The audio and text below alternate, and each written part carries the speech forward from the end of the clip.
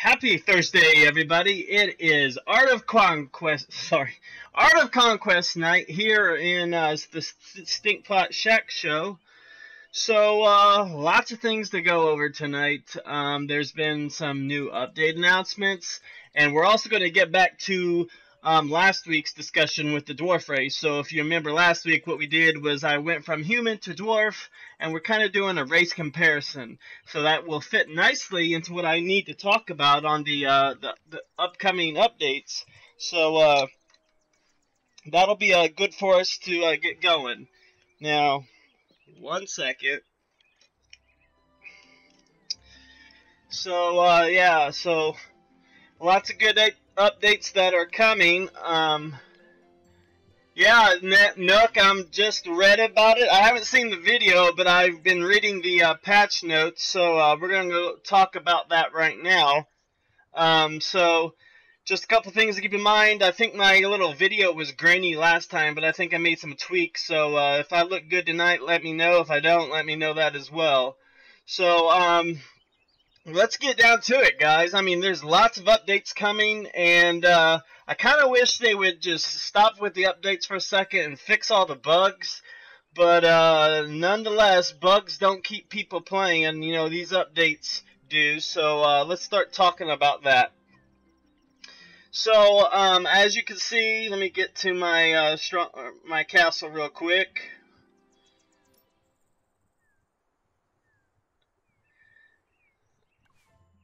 So,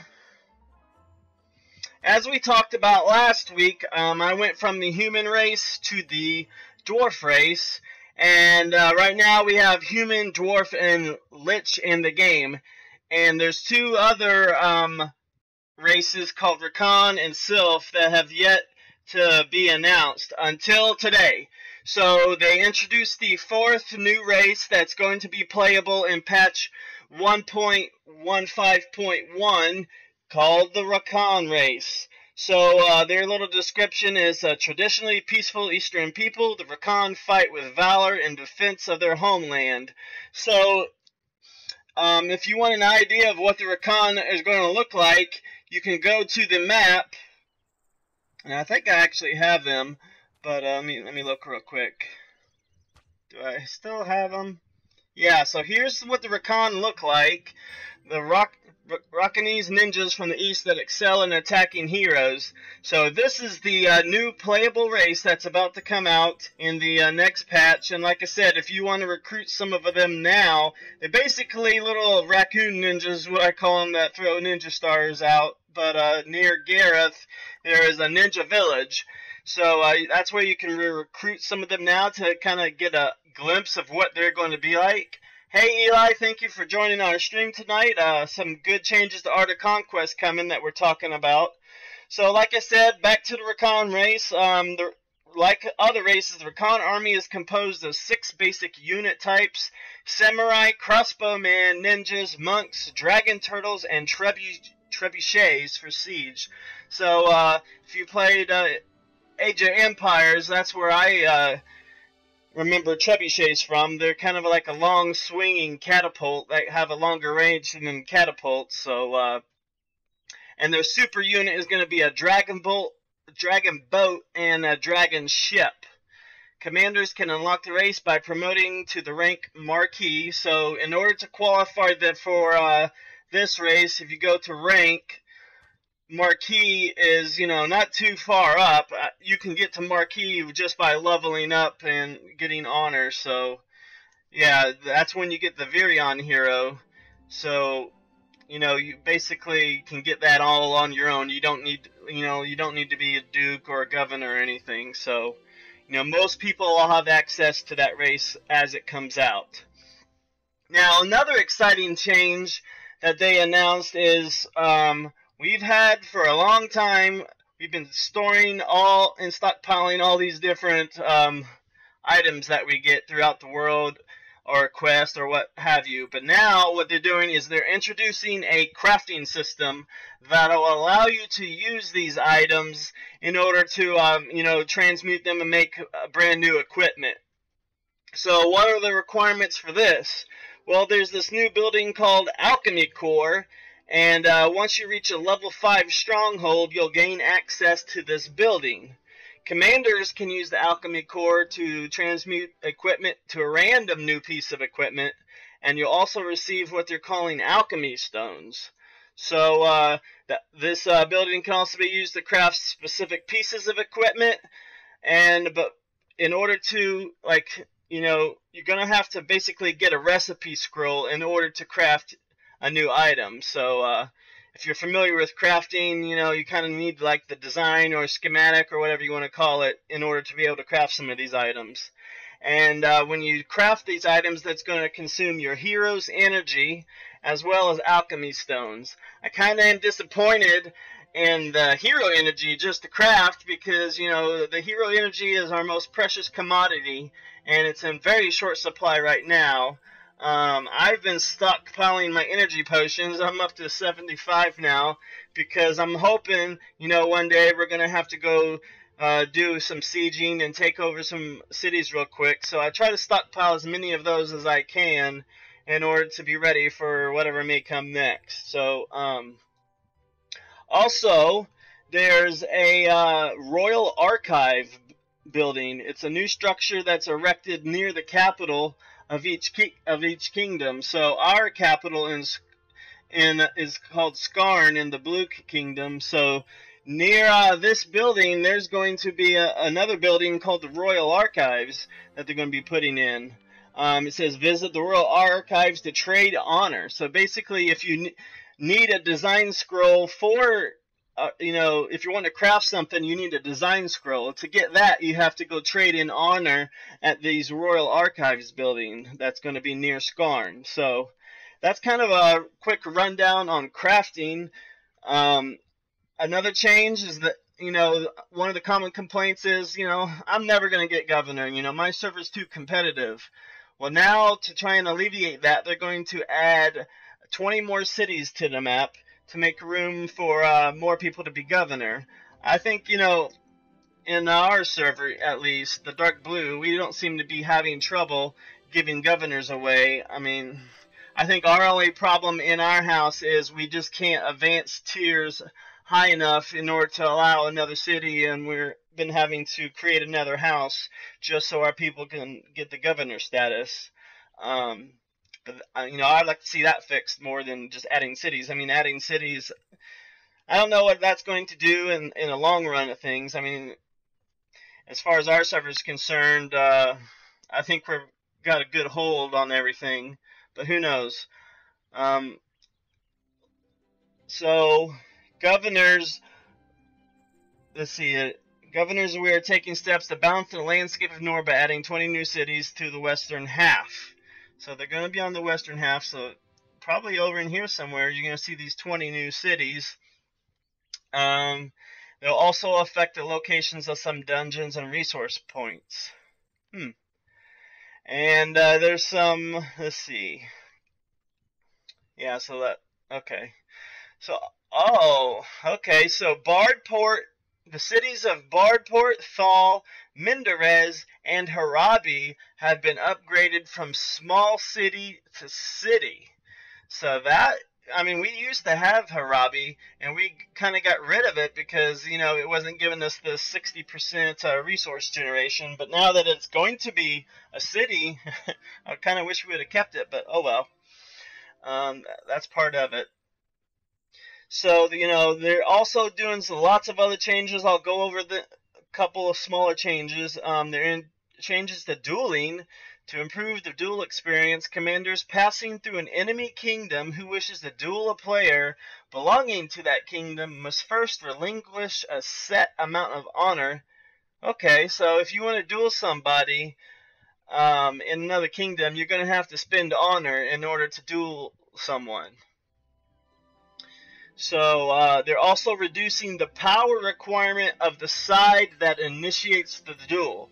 So I ran into this last week. I was escorting one of my carts, and at the time I was like 140 power. Well, a 220k guy came to me, and I wasn't able to duel him to send him on his way, and he ended up robbing my cart just because I couldn't hit the duel button on him. So that was kind of annoying, because I was, escorting two at the same time, and I was trying to, get him out, but in the meantime, he just ransacked both of mine, so not that big of a deal, but it was an annoyance at the time. Some hero changes coming. Jacques revised the ability description of expanded capacity to make it more clear and precise. I've never had Jacques. The only heroes I have are the ones you start with and the ones you get from promotions. So let's find Jacques here. Where is he at? There he is. Firestorm Mechanist. And ability expand. I don't know if I'll be able to see it without having it. Nope. It's going to be in one of these. So basically, they're just changing the description to make it less confusing, I guess. The ability itself is not changed in any way. So, okay. So some other changes are the king of each kingdom can now edit the royal proclamation from the kingdom tab. Let's go there, kingdom tab. Royal Proclamation. I guess it's this little description here. I don't really know what the Royal Proclamation is pertaining to. If anybody else knows, let me know. But it might be this little description here. And there is no longer a hero level requirement when equipping items. Well, that's a big deal. That is a really big deal. That's for everybody, not just the king. And then the Lord, which is, the guild leader, the clan leader is the Lord. And ministers, which is kind of like the co-leaders. So the Lord and the ministers of Noble House can now set a power requirement for commanders who wish to join the house. Okay. So that's kind of like how Clash of Clans is. If you want to, have them at a certain trophy level. And now you can designate, hey, I don't want... if you have 5,000 power or less, I don't really want you in my house. So we can set that designation now. Also, the unit details interface now indicates upgrade bonuses attained from the academy. So that is a big deal because, as you might guess, if you go to your academy, let me go to mine, and I want to research something. Well, let's see. This one increases the attack rating by 300 points. Well, what this means is that guy, let's see, was that, yeah, let me go back. So yeah, combat training. So yeah, that was for the miner. So basically that means if I go to the miner, I think where is the miner at? I forget. I'm still not used to this. I don't have them memorized. So I just have to go through one by one until I find the miner. So basically that means these stats here are not reflected by the stats that you gained from the academy. Until the next update hits, then they will be reflected in this unit details interface right here. So I hope I explained that well enough for everybody. Lots of changes coming. So like I said, the high level ones are Recon Race is being added. They're adding crafting ability, which will help you get rid of all those items you've been stockpiling. And they're added 20 cities, a couple changes to the way we duel, and hero changes. So yeah, that's lots of good stuff. I wish they would have they probably do have bug changes, but they probably just don't want to highlight those because nobody really cares except for the big ones. Peaches helped me understand one thing today, so I'll go over that with you guys in case you don't know. So this is whole surrounding the whole defending another castle.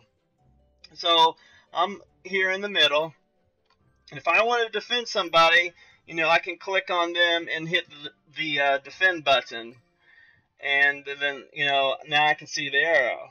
But if I come out and then I go back in, that arrow is no longer there, and if I click on it again, defend is grayed out, and if I hover over it, it says please try again in such and such time. So I used to think, oh, it's bugged, I'm not really defending anybody. But what you need to look at is if you click on them, it says 94 plus in green, that means someone's defending them, and I can see, this guy's defending them, so I know I'm defending him. So really, you are defending. I mean, it's just the arrow doesn't the arrow display is what is really bugged, but the ability to defend is not bugged. Let's see if I can. Yeah, so this guy Robnus, you can see he's 44. So if I were to hit defend on him, that would change to a green 44 plus. So that's one way you can tell if you're defending someone. Thank you, Peaches, for helping me understand that.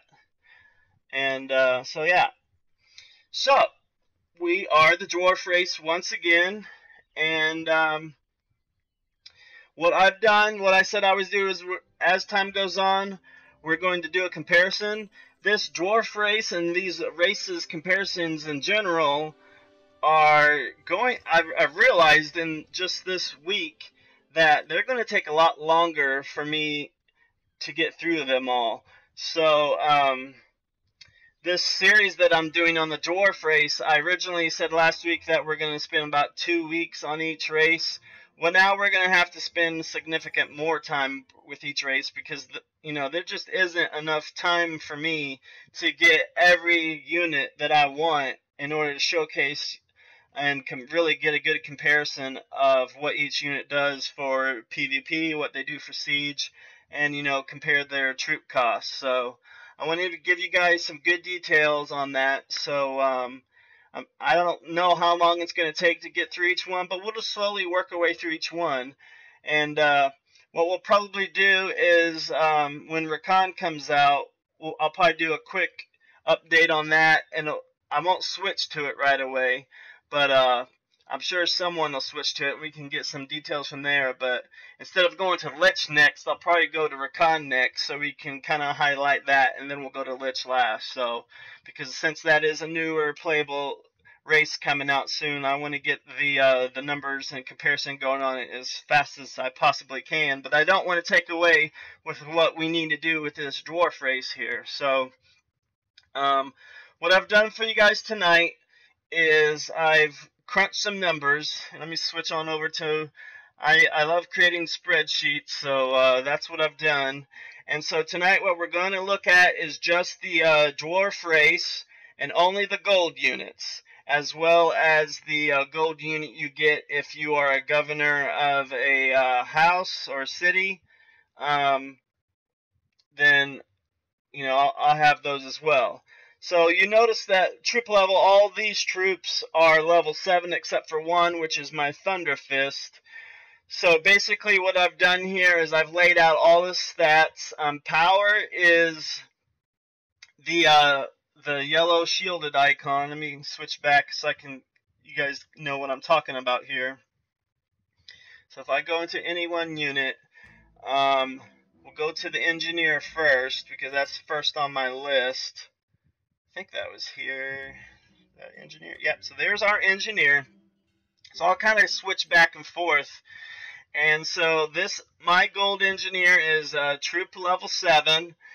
And you can see his power is listed as 434. So what that number means is, underneath that gold 2 icon, there's looks like a gold sword with, what is that around it? Some little design ribbon or something around that sword, and it says 434. So if you tap on it, and you can do this in game, you tap on and hover on it, it'll tell you what it is. Power, single unit power. So this is how much power they bring to the table when you throw them on the battlefield. So when you're trying to hit that require power when you're going into battle, this is the number it goes by.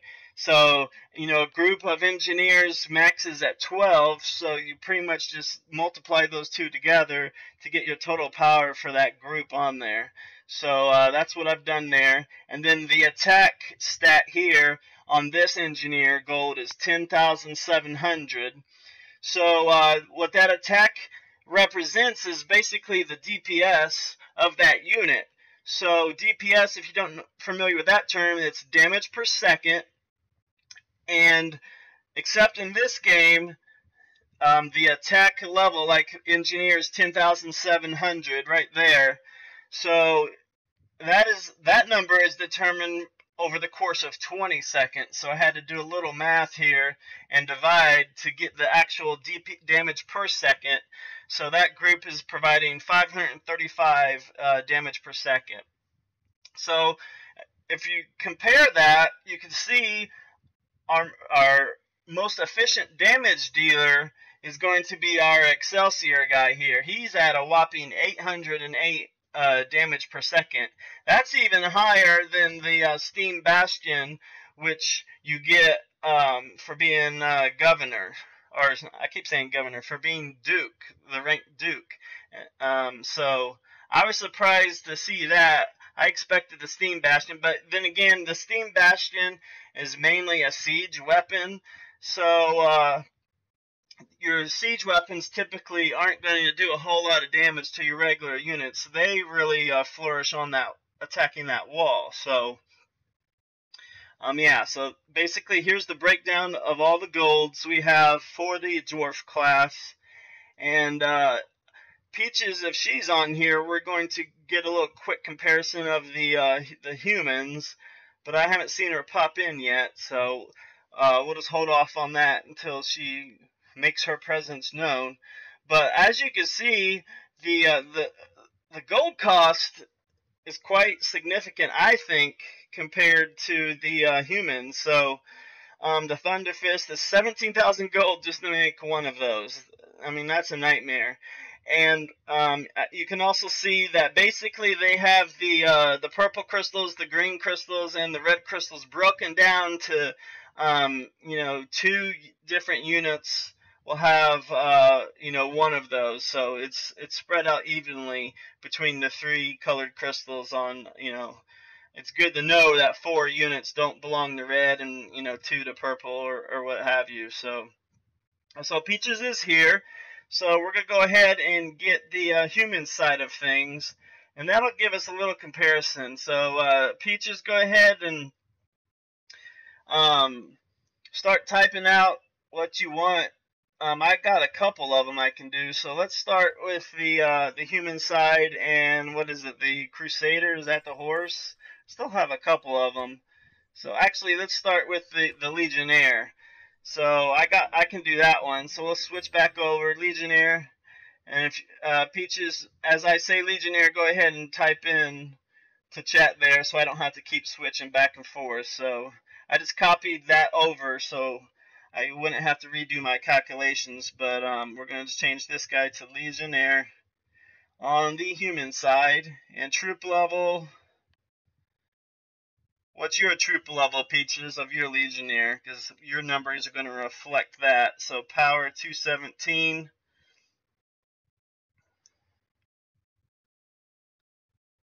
(24) in a group, 24. And the attack.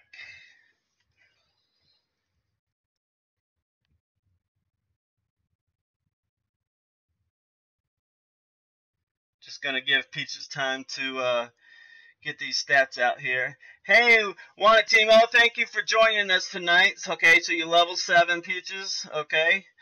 Wanatimo, how's it going, man?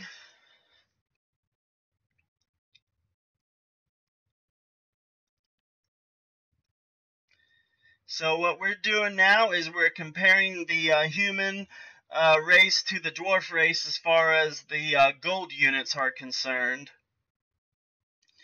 Attack 6580. Okay, let me switch it. And that's done. I can switch back. Yeah, I don't have hit points on here, so we'll just forego that for now, because I mainly just want to see the damage per second.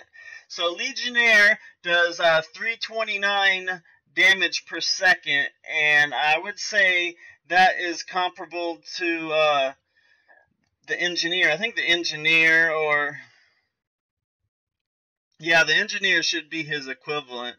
So the Engineer actually does more damage than the Legionnaire. He has 535 versus 329. So Centurion is next. And 24 per unit again. Attack 3500. And I guess the power is 164. And Peaches, unless you tell me otherwise, I'm just going to go ahead and assume the troop level is 7.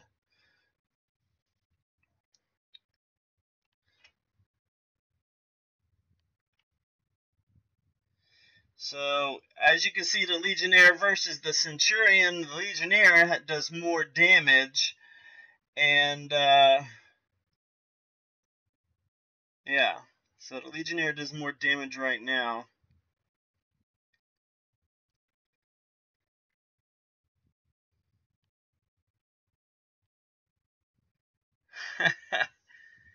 Meltdown in progress. If you need to take care of that, just let me know and I'll move on to something else. But, we'll get these numbers going slowly as we keep going. So, there's the numbers for the Dwarf race for the gold units. Okay, she's putting Feather Shot in. So the Feather Shot, if you're not familiar, is their archer. Is it the archer or is it the Manon archer? I can never remember. So 192, 67, 70, 24 in a group. Okay. So that's that one. Let's see how the DPS compared. Yep. I always thought the archer type units were the best DPS, and so far they are. They just edge out the Legionnaire. But I would say it's safe to say that the Feather Shot, even though his DPS is only roughly 10 DPS higher than the Legionnaire, I would say that gap is significantly larger, because if you've played with a Legionnaire in battle, what he tends to do is, whether it's a group of 5, 4, or whatever, or 8, what they tend to do is they get stuck on that wall. So the AI needs to be fixed on that, so each Legionnaire is actually attacking the wall instead of just standing there, because they think that, oh, I can't move, there's no room. So that's a problem I've noticed with Legionnaires, is they all, especially if you have 2 groups of them side by side, or have other melee units, next to them, if they run out of space, they're just going to stand there and they're not going to attack at all. So that's kind of one of the bugs I've noticed with the Legionnaire. Or maybe it's just, I think it's just melee units in general, is once they get up on that wall, not all of them in that group are attacking. So next is going to be the Templar.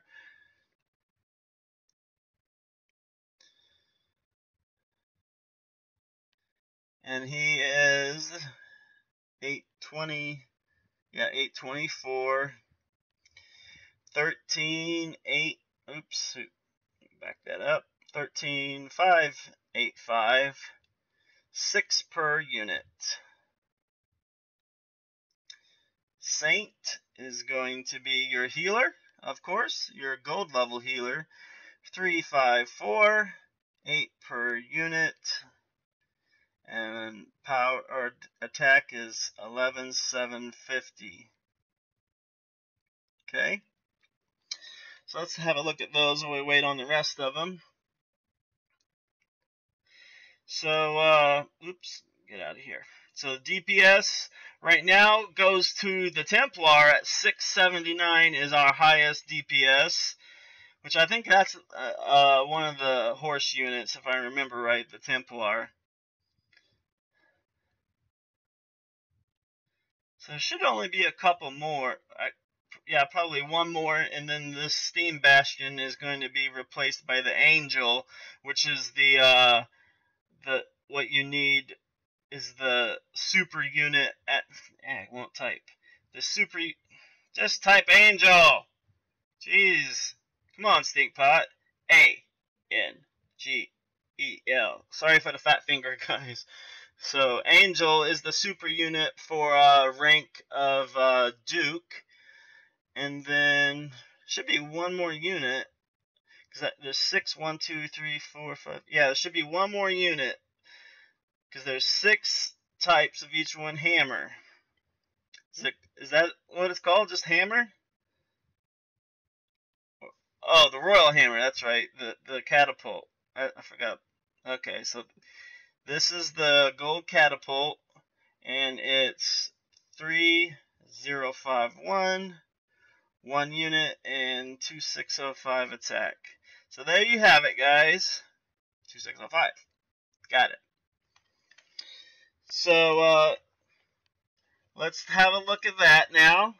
So if we go back and look at the DPS, yeah, just give me the stats for the Angel Peaches when you can, but that's a free unit that you get at Duke. So it looks like your Templar and your Saint are actually your highest DPS. Next is your Feather Shot at 338, and then the Royal Hammer comes in at 313. So the Centurion, which is I think the spear guy, is your least damaging. But it all, guys, like I said, it all depends on what you're fighting. If you're fighting, an army of horses, your Centurion's going to be your best bet because he is extremely effective against the horse. So don't solely look into these numbers as end all be all. It also has a have to keep yourself in mind of what you're attacking. So the Angel is 6103. Okay, so 14. So the attack is less than the Steam Bastion. Or did I do that wrong? No. Attack is 1400 and power is 6103. Okay, that's correct. Thank you, Peaches, for giving me those details. Next week we'll add the silver units to these, but I just wanted to look at the most powerful units that each race has to offer right now. So we'll get the human costs later. I don't want to spend more time to get those troop costs. We'll get those later for you. But so let's just look at the DPS. So let me get on over here to the DPS. So there's the Dwarf. And let's see how let me situate this so I can just keep switching back. There we go. So, and also keep in mind, I don't think I have these in order for Legionnaire is a melee guy. And I know the Miner is also, but, oops. I think I crashed it. Switching back too fast. So yeah, there it is, guys. Your Templar is going to be your strongest damage dealer on the human side, and then on the Dwarf side, your damage dealer is going to be your Deadeye. So the Deadeye is basically a sniper rifle dude. But another thing to consider on the damage per second things is Dwarf has ammunition. So unlike, the arrows on the human side or whatnot, or, they're going to run out of ammunition. So that is definitely going to have an effect on your DPS on the Dwarf side. Because pretty much every unit has ammunition level. And let's see what this one says. I think the cannon, yeah, ammo users. If it says ammo users, then they're going to be limited on what they can do DPS-wise. So if you have a long battle, you're going to run out. See, ammo user, ammo user. Let's see if all of them are ammo users. Nope. The engineer is not an ammo user.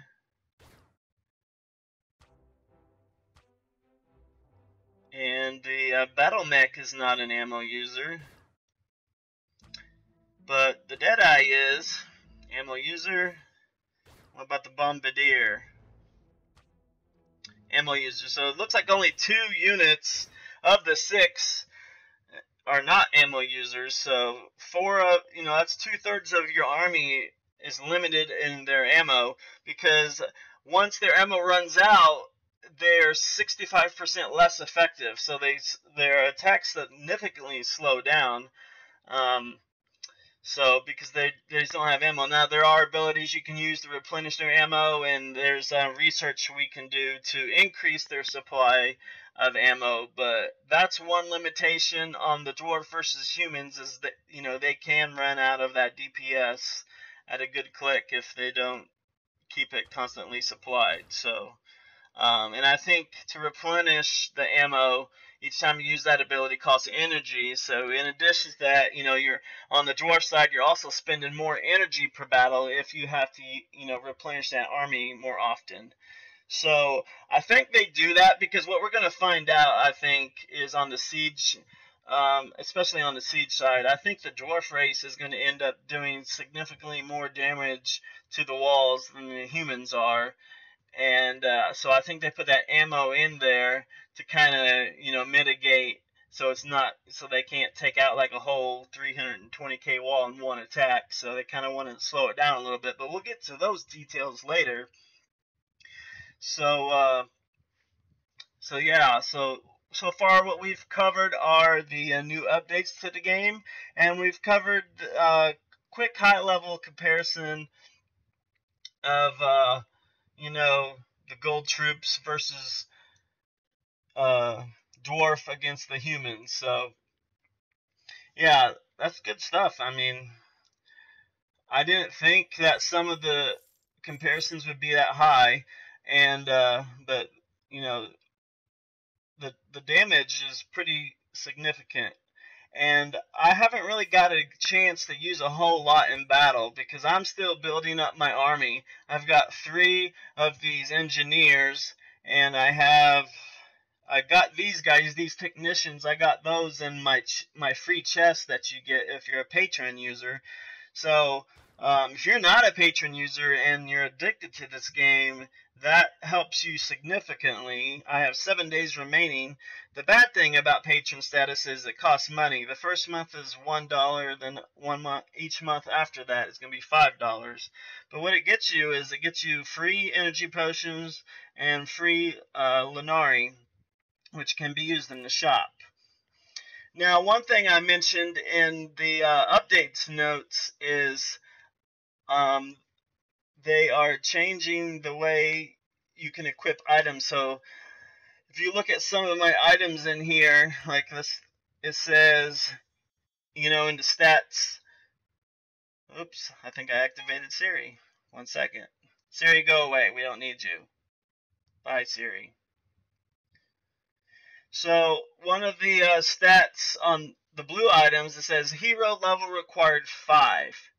And unless I just sorely mistaken what they said, they're going to remove that requirement, which is going to be a huge deal because this is another thing I wanted to cover tonight. As you roam around the world, if you guys are still fresh and new to the game, there's these boss battles, and in these boss battles you get purple items. Let me go, where's the one I haven't done yet? Way over here. So let's take a ride over there. There's only 2 bosses I haven't defeated yet, and that's Shimsar and Solarian. So, but basically what I want to point out is as you progress in the game, you get what are called these set items. So, set items you can give to your heroes, and you can see that there's a little, like a glowing border around each of my items to indicate I have the entire set. So the power or the benefits you get for having a whole set, vary by how many pieces you have. So if I had a 3-piece set of this, then my might would be increased by 8. But since I have the whole 6-piece set, in addition to the 8 might, I get a heroic leap plus 1, which is limited to Rufio, of course. So, but what's going to happen is there's only like, I think, 3 sets in the entire game right now, or at least the ones I've found. So I've mainly got them on my starting hero. So Rufio has a set, Avril has a set, and who are my other people?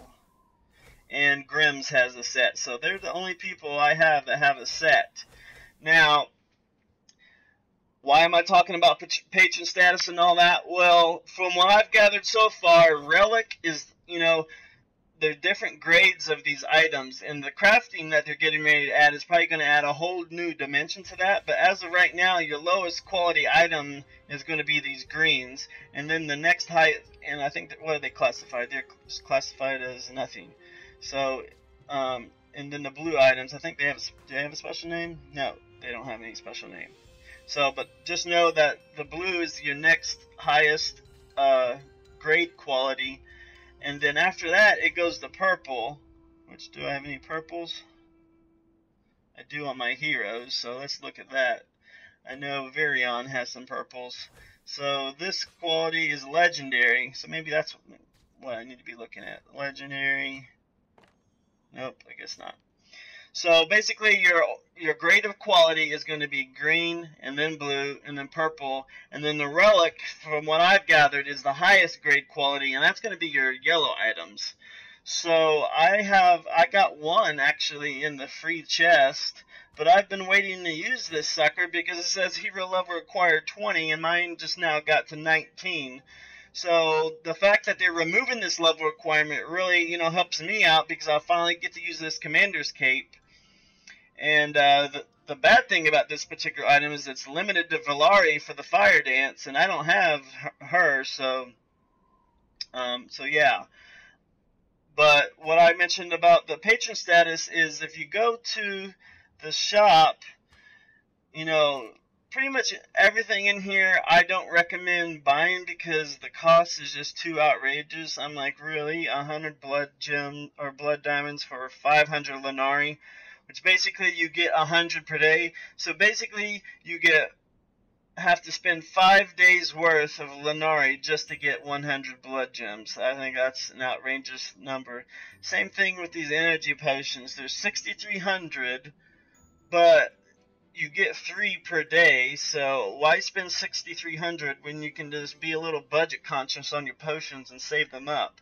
Another thing you can do for energy potions is there's lots of places out in the world where they're just laying amongst all these piles. See, like this one here, that's not an energy potion, but there'll be piles like that where they do have an energy potion, and when they're out here in the wild, they're going to look like an orange potion, but they're really, your energy potion. So that's another way on how you can get your energy potions stockpiled up.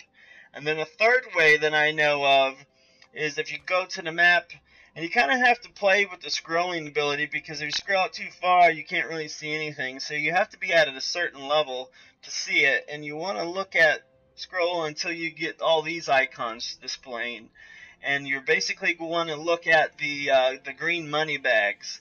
So in the central time zone, there's basically one time a day where you can go buy energy potions, and I think they're only, they cost either like mithril, which is the green, or blood diamonds, but it's only like 60 per each, or it's relatively low compared to that amount that was in the shop.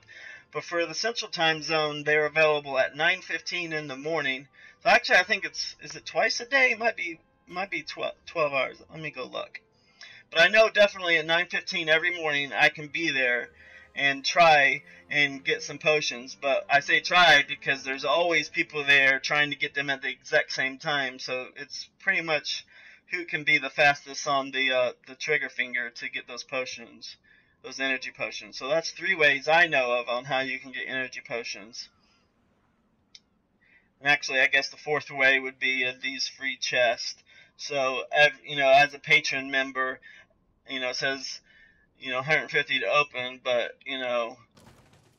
in 24 minutes I'll be able to open it again to get my daily free chest. So, if you remember last week, I had to spend like 4,000 Linari to get over to this Dwarf race because I didn't realize that, if you're upgrading a building, you can't change races. So now, since spending that 4,000, I'm now back up to 1,063 Linari, and I think I've only used like 150 Linari, maybe 300, I can't remember, but, if you're good at saving up stuff, the patron status really helps you get ahead. And if you want to play in-game, I don't see how you can be competitive in this game without being a patron. Because, unless you're on the, now that this server is pretty much, dying out and we've taken over most of it, we don't really have to battle as much as we used to. So maybe it's easier now to save energy potions, but you never know with this online game what's going to happen. So that's mainly why I'm stockpiling my energy potions, because there may come a time where I might need them all of a sudden. If if you've been using them regularly, you're not going to be prepared for what may be coming in the future. So anyway, so here we are at the witch shop that I was talking about, and see, sold. All the energy potions are sold. Nobody really wants the other ones, which is the injury potions. They all want this. Um, so 24 minutes. So yeah, so it looks like it's on a 12-hour timer. So there's twice a day you're able to come buy some energy potions if you want to do that. So yeah, because that'll be about 9:15 p.m. my time in the central USA time zone. So yeah, that's a good amount covering. Yeah, sorry, Peaches, I didn't have chat scrolled all the way down. She said twice a day. So yeah, I don't know how long ago you said that, but sorry about that. I didn't see it in time. So twice a day, and yeah. So why do I even bother? There she goes trying to be funny again. So Nook, you're awful quiet out there. You must be heading into work already. Cause I know you watch for a little bit and then you listen as you're driving in or whatever. So thank you all for being here tonight. There's lots to cover. I mean, this was good timing for that update video. Like, I'll have to go watch it right after the stream because I'm curious how they advertised it. But if you're curious where I got all those patch notes from, they actually came from the forums. I'll put the link in chat for you guys now, and you can read up on them on your own. So there you go. There's the link for the patch notes that are coming. And one thing it didn't say is, I don't think it said when it's going to be released. Yeah, it just says Art of Conquest will soon be updated to patch 1.15.1. Introduces a brand new race for Con. You can unlock the race by promoting your rank 2 marquee, blah blah blah, everything I've said already. So yeah, quite a bit of new changes coming. So it's exciting to see that stuff. It's exciting to see developers that, bring out regular updates. I can't remember the last time we had an update, but it hasn't been very long at all. So, that gives me confidence in a game when a development team is patching regularly with new updates. But the caveat to that is, if they're not fixing the bugs, then they're going to severely degrade the quality of the game over time. So let's hope they keep those bugs in check as we go forward. Is there any other major bugs you guys can think of that haven't been fixed in forever? I know in general the escort bug seems to have been fixed, but there's one escort bug I still see. I'll go ahead and do one escort now. Get some blood diamonds.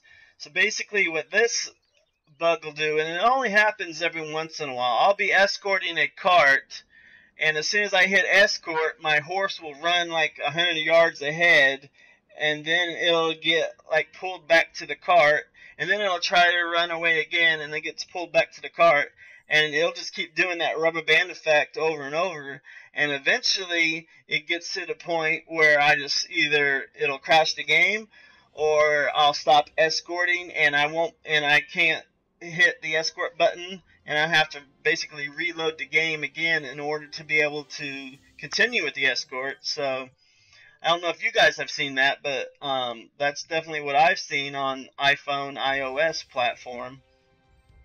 And it's not particularly an annoyance because it's very, it doesn't happen that often is what I'm trying to say. So, but when it does, it's annoying, especially if you're doing these blood diamonds or the mithril or the crystals. If you're not able to escort it, you have to hurry and reload the game before someone comes and robs it, because those are high commodity items that people love robbing. So if it's bad timing, you could be reloading their game when you get robbed. So that would be unfortunate, just because it's a bug that happens. But so this escort is 2 minutes. So yeah, basically what happens in this bug is my horse will run up here, and then he'll run back, and then he'll go like that, and he just keeps going back and forth until the game says, hey, you know, I can't escort anymore. So, and you have to reload the game in order to fix it. But as you can see, oop, that guy just about took it while I was showing you guys that. So I'm gonna be a little dummy and send him on his way. You don't mess with my troops. Get out of here. Oh crap, he's doing me. He's 169. Let's see what happens. This is a live stream.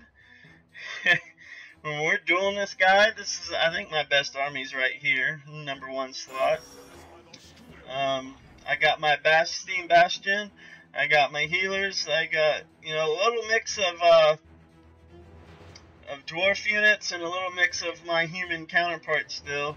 So we're gonna, I don't care if I lose my whole army. I mean, I dueled him, so this is good learning lesson. You guys can all make fun of me if this goes horribly wrong.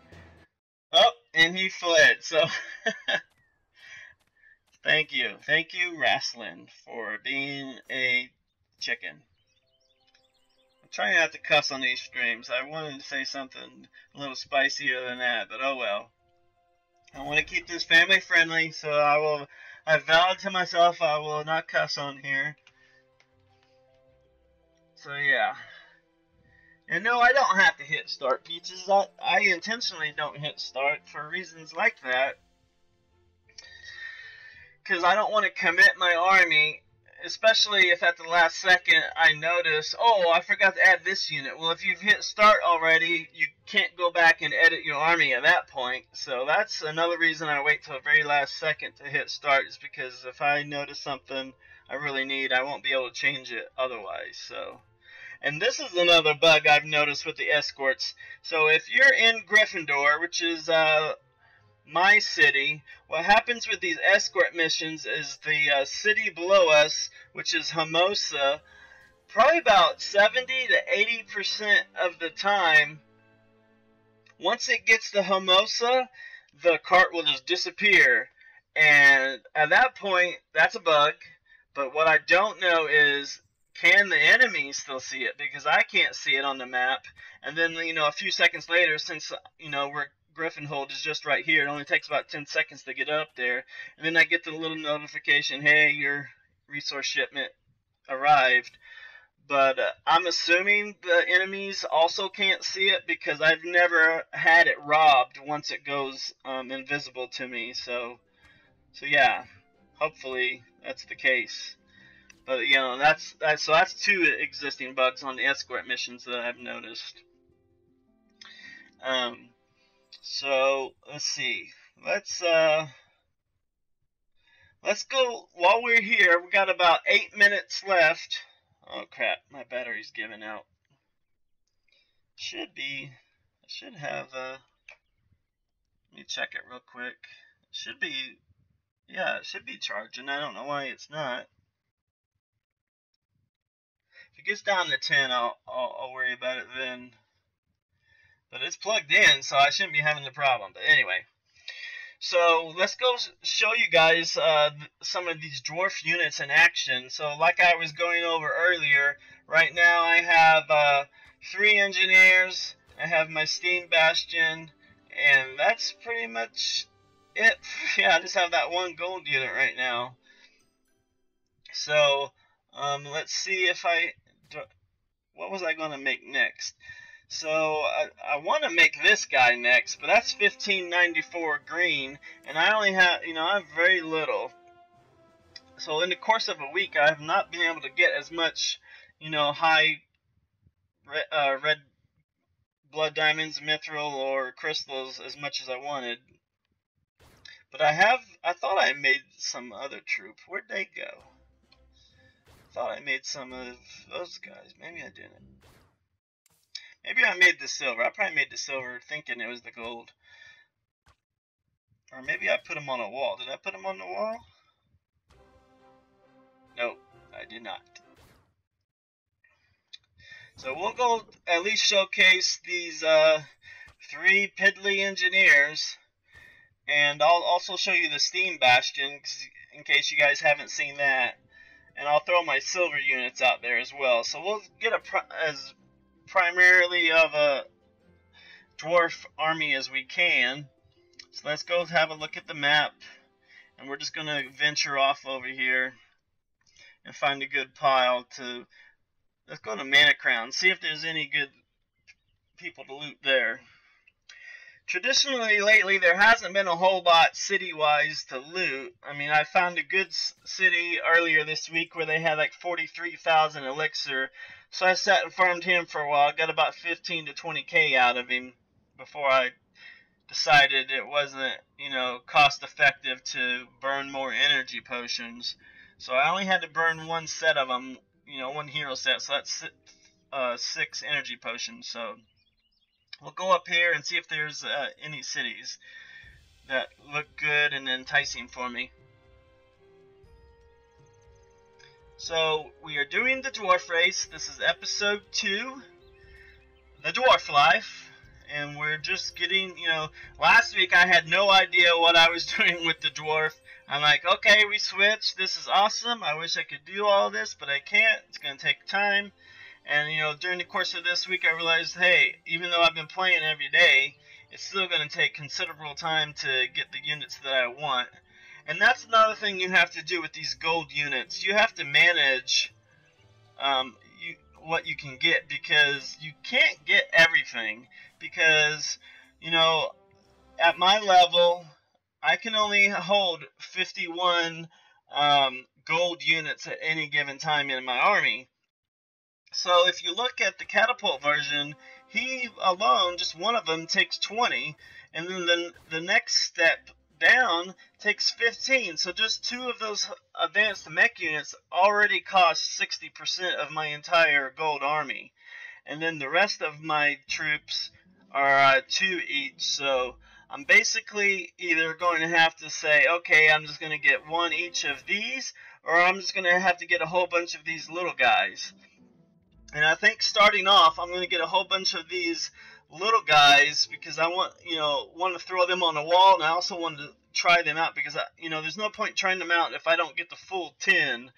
So I think that's what I'll start off with. I'll start with these dead eyes because that's 93, so I'll need 930 red in order to get a full stack of those. So I'll slowly get it, but unless maybe I can get lucky right now and find somebody that has a whole bunch of red for me to take. But traditionally, you're not going to have, we've pretty much killed off this server, so there's not much loot to be had. And the loot that is to be had, I'm not strong enough to take. So I typically have been doing the quest, then going around doing the piles. And that's had a decent amount of gold, but I would have to fight through those enemies, and I really don't want to fight through all that. So yeah, let's go find a pile here, and this pile here will do, just to show, so I can show you guys the capability of the dwarf army. So I'll go back to my recent army, and we will dumb this down. So got our steam bastion here, and we'll take out these human troops and only add them back if we need them. But I just want to put in all the dwarfs that I have right now.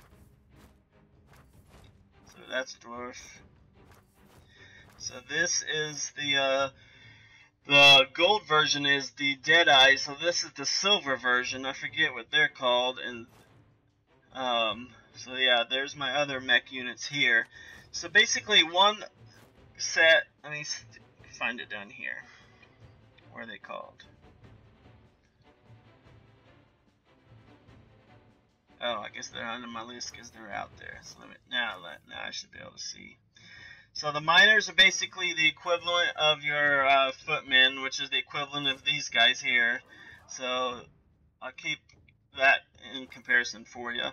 And then these guys here, well, actually, that's the silver version of the miner, so I'll keep them in. And then these guys here are mech unit, and one of these mech units has like a shield generator on them, so as they get hit, you see like a little blue shield, like kind of wavering to let you know, hey, it's being shielded at the moment. Because the good thing about the dwarf unit is they don't get injured, but the bad thing is, since they don't get injured, if they lose all their health, they're gone. So I haven't lost any of those dwarf troops yet, but in a really tough battle, you could very well lose your entire dwarf army. So, except for the humanoid units, obviously. But I'm just going to put all these droids in, and we're just going to have a battle. So there's that. Not enough space. Huh. Oh, that's just one. I'll take out these onesies. We don't need them in there. There's twosies. How about that? Twice the fun. I think that's all of them that I have right now. Pretty sad, isn't it? I know. I'll have a better representation next week.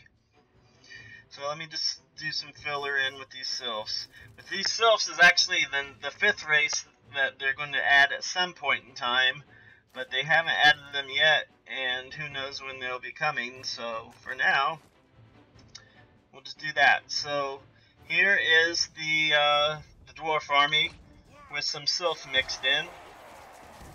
And you can see that they all have these bullet icons above their heads.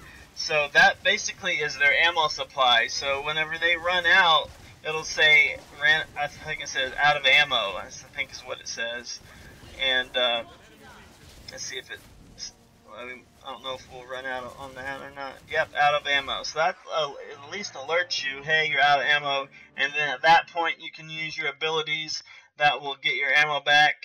But I lost some sylph on that. But the dwarfs are doing pretty well in the damage department. I haven't noticed a significant drop off from the humans, so that's good to have that.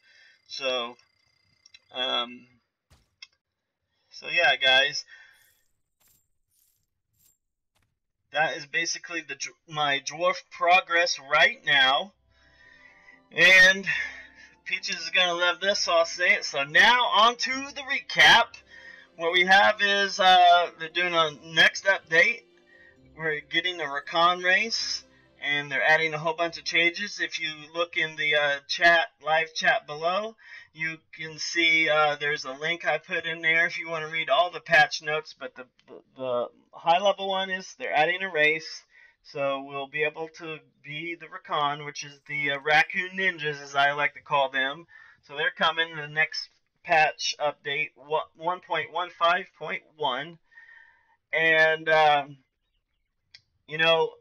we compared earlier the stats between human and dwarf on the DPS was the main thing I looked at, because when you're going against a wall or going against units, you basically want to put in who's going to be the most efficient at doing the damage. So that's why we kind of compared the DPS of those units. So we did a quick comparison on that, and then I kind of highlighted all the different ways you could get energy potions. So feel free to go back and watch that video as I get it published. I'm getting ready to head on over to Clash of Clans. We're in the middle of a war now, so I got to head over there. But I appreciate everybody that subscribed this week. Thank you for everyone that's popped in here to the live chat and just said at least hello. That gives me great motivation for keep doing these videos.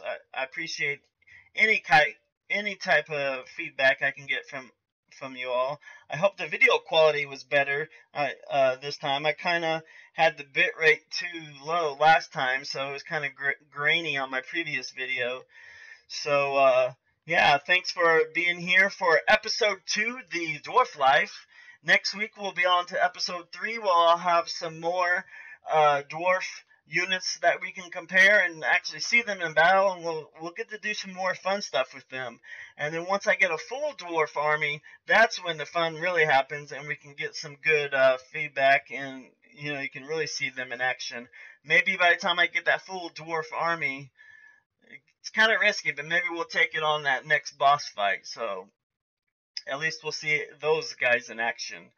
So, like I said, thank you all for watching tonight. It's been fun. We will be back here Sunday for our Clash Royale stream. And one quick note, if you go to my channel and at the top it'll say About, you can click on About and it'll show the different clan tags if you want to be a member of our Clash of Clans clan Late for Supper or Clash Royale Late for Supper. I have the clan tag in there, as well as an anonymous clan here in Art of Conquest. I've told you how you can get in contact with me on joining that house. So there's some good info out there. You know, keep exploring my channel, keep returning, keep seeing all these videos, and we will see you next time.